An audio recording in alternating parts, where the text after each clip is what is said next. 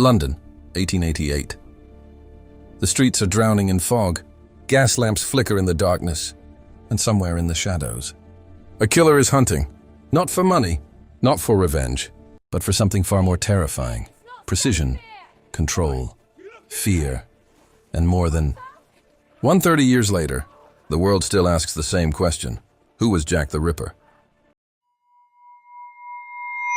But here's the part most people don't know. The greatest mystery in criminal history may not be the murders themselves. It may be that someone powerful helped bury the truth. Whitechapel was hell on earth in the late 1800s. Overcrowded streets, extreme poverty, violence everywhere.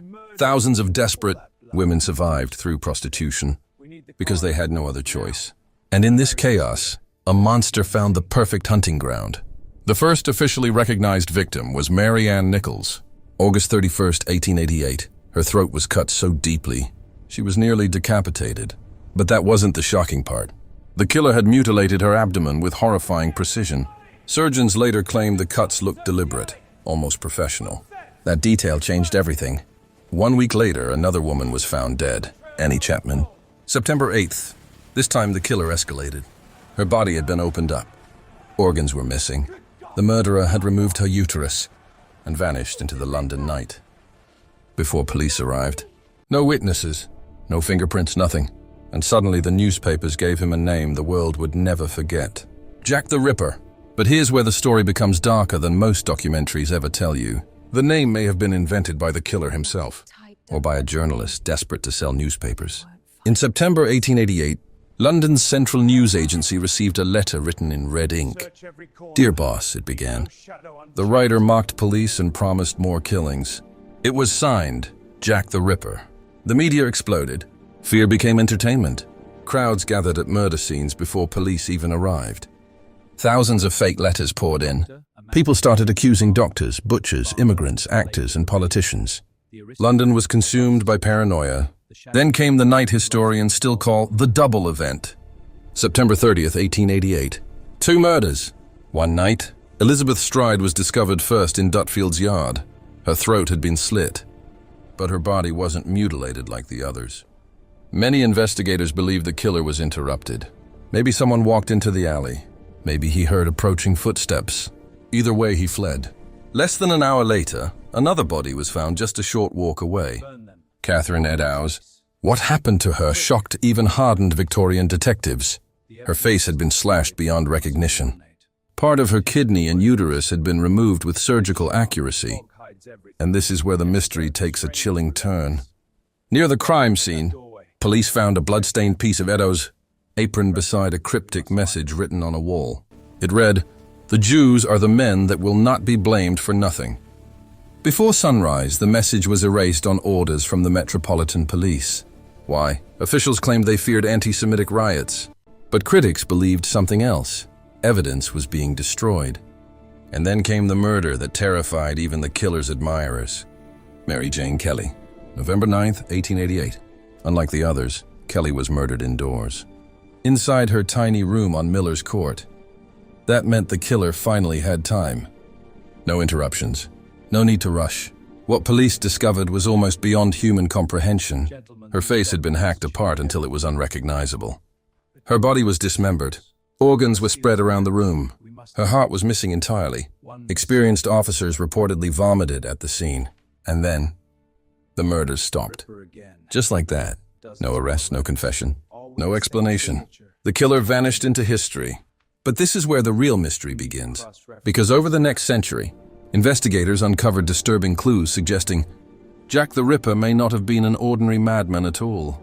One suspect was Montague John Druitt, a wealthy barrister and schoolteacher whose body was found floating in the Thames weeks after the final murder. Police privately considered him a strong suspect, but there was almost no direct evidence. Another theory pointed toward Aaron Kosminski, a Polish barber living in Whitechapel.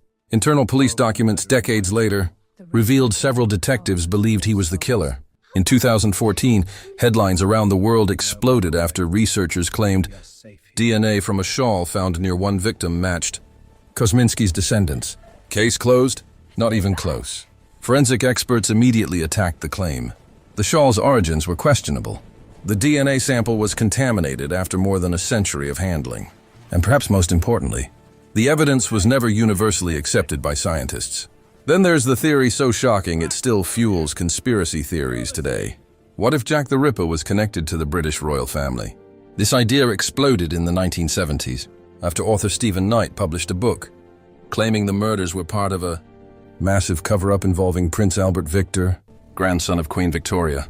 According to the theory, the victims knew a royal secret and had to be silenced.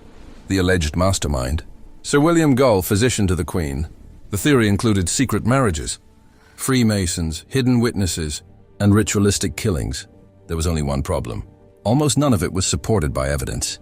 Historians later dismantled huge parts of the story. Timelines didn't match. Witnesses contradicted each other. Some facts were completely invented, yet millions still believe it. Because the theory exposes something deeper about the Ripper case. People feel instinctively that the truth was hidden. And maybe they're right, because Victorian authorities made catastrophic mistakes from the very beginning. Crime scenes were contaminated by crowds. Detectives lacked modern forensic science. Blood typing didn't exist. Fingerprint analysis was barely understood. Officers sometimes erased evidence before documenting it. Important witness statements disappeared. Some reports may have been intentionally withheld from the public. And there's one detail almost nobody talks about. During the murders, London police received help from psychic investigators, amateur vigilantes, and even occult enthusiasts who believed the killings were linked to black magic. Newspapers spread rumors that the murderer harvested organs for secret rituals. Others believed he was a doctor selling body parts on the underground medical market. None of it was proven, but fear had become uncontrollable. Women began sleeping with knives under their pillows. Businesses closed early. Men were attacked in the streets simply for walking alone at night. Whitechapel transformed into a citywide nightmare. And then came the strangest clue of all. Years after the murders, a former police official named Sir Melville McNaughton wrote secret memoranda discussing possible suspects. One of them was never publicly investigated while the murders were happening. Why would police hide his identity? Why were certain records sealed for decades? Some researchers believe the answer is terrifying. Investigators may have known far more than they admitted publicly. But the deepest mystery isn't who Jack the Ripper was. It's why his legend never died. Think about it. There were serial killers before him, and after him, many killed more victims. Many were far more brutal. Yet none became immortal like Jack the Ripper. Because this case was born at the exact moment mass media exploded into modern society. Newspapers transformed murder into global entertainment. The Ripper became the first celebrity killer in history. Every letter, every rumor, every photograph spread across continents. Fear became addictive, and the killer understood that. Some experts believe the letters sent to police reveal someone who craved attention more than blood. Someone intelligent enough to manipulate the press. Someone who watched the panic grow and enjoyed every second of it. That may be the most disturbing possibility of all. What if the greatest weapon Jack the Ripper ever used wasn't a knife?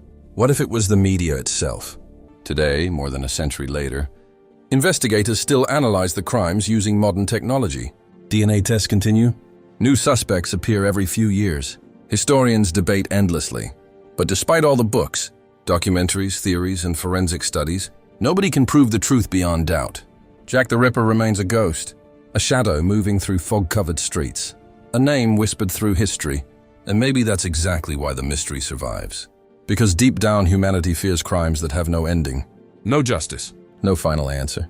Some murders are solved, others become legends, and a few become immortal.